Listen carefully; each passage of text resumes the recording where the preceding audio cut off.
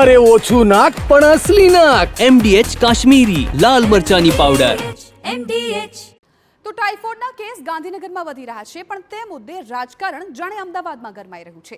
કોંગ્રેસે અમદાવાદ મનપાના શાસકો પર સાચી માહિતી છુપાવવાના આક્ષેપો કર્યા છે. સૌથી પહેલા આપની ટીવી સ્ક્રીન પર દેખાતા દ્રશ્યો આપ જુઓ. વિપક્ષનો દાવો છે કે આ અમદાવાદની જ વિવિધ ચાલીઓના નમૂનાઓ છે. ખાડિયા, સારંગપુર, જમાલપુર, શાહપુર, સરસપુર તેમજ બહેરામપુર, દાણીલીમડા, વટવા અને ગોમતીપુરની મહત્તમ ચાલીઓમાં લોકોને આવું જ પાણી મળી રહ્યું છે. ગુજરાતની સૌથી મોટી કોર્પોરેશન લોકોને શુદ્ધ પાણી આપવામાં નિષ્ફળ નીવડી છે.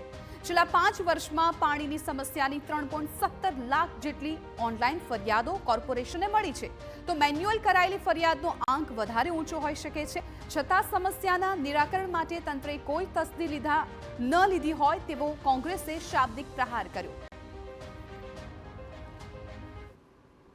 तो कहीं ना कहीं भारतीय जनता पार्टी अहमदाबाद शहर की जनता के हेल्थ के साथ, स्वास्थ्य के साथ खिलवाड़ कर रही है.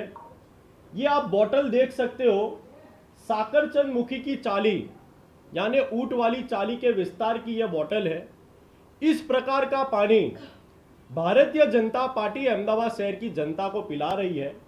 कांग्रेस पार्टी ये समझती है कि ये पानी नहीं यानी कि एक पेप्सी या कोको कोला की बॉटल हो जिसमें गटर का पानी मिक्स होकर आ रहा है. તો ઇન્દોરની જેમ અમદાવાદમાં પણ જળકાંડ થવાની આશંકા કોંગ્રેસે વ્યક્ત કરી. સ્માર્ટ સિટી હકીકતમાં બીમાર સિટી હોવાનો કોંગ્રેસનો આક્ષેપ છે.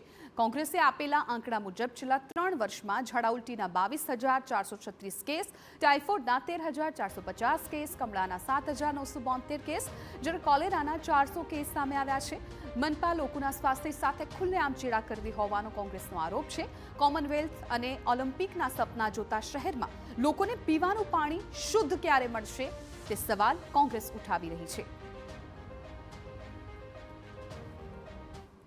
અરે આટલા બધા મોટા શહેરમાં આટલી બધી જે લાઇન્સ છે અને એ ગરબડ થઈ જાય છે, તો એમાં અત્યારે અમે પૂછવા માંગીએ છીએ કે કોર્પોરેશન પાસે એવી કઈ બ્લુ પ્રિન્ટ છે કે આ જે વિસ્તારો છે તેમાં જુદી જુદી લાઇન ક્યારે બદલવામાં આવશે અને લોકોને ખરેખર બીજું કંઈ નહીં તો એક ચોખ્ખું પાણી 2 સમય પીવા ક્યારે મળે અમે પૂછવા માંગીએ છીએ.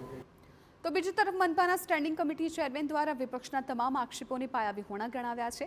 શાસક પક્ષનો દાવો છે કે મધ્યમ અને તમામ ઝોનની અંદર પાણીની પાઇપલાઇન સતત બદલવામાં આવી રહી છે અને સમયાંતરે પાણીના સેમ્પલ લઈને ચકાસણી પણ કરવામાં આવી રહી છે.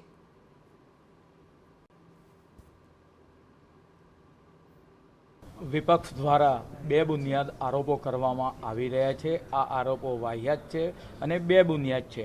મહાનગરપાલિકાની અંદર 7 ઝોનની અંદર ડ્રેનેજના અનેક રિહેબના કામો હાલમાં ચાલી રહ્યા છે. તદુપરાંત પૂર્ણ પણ થયા છે. તદુપરાંત મધ્ય ઝોન હોય કે બીજા ઝોનની અંદર પીવાના પાણીની હોય પાઇપલાઇન એ પણ સતત બદલવામાં આવી છે અને આપણે વાત કરીએ કે પાણીના સેમ્પલ એનું ચેકિંગ પણ મોનિટરિંગ સતત કરવામાં આવતું હોય છે. મનપાના શાસકનો ભલે દાવો હોય, પરંતુ સ્ક્રીનમાં દેખાઈ રહેલા પાણીના નમૂના અને સામે આવેલા બીમારીઓના આંકડા તંત્રની કામગીરી સામે અનેક સવાલો ઉઠાવી રહ્યા છે.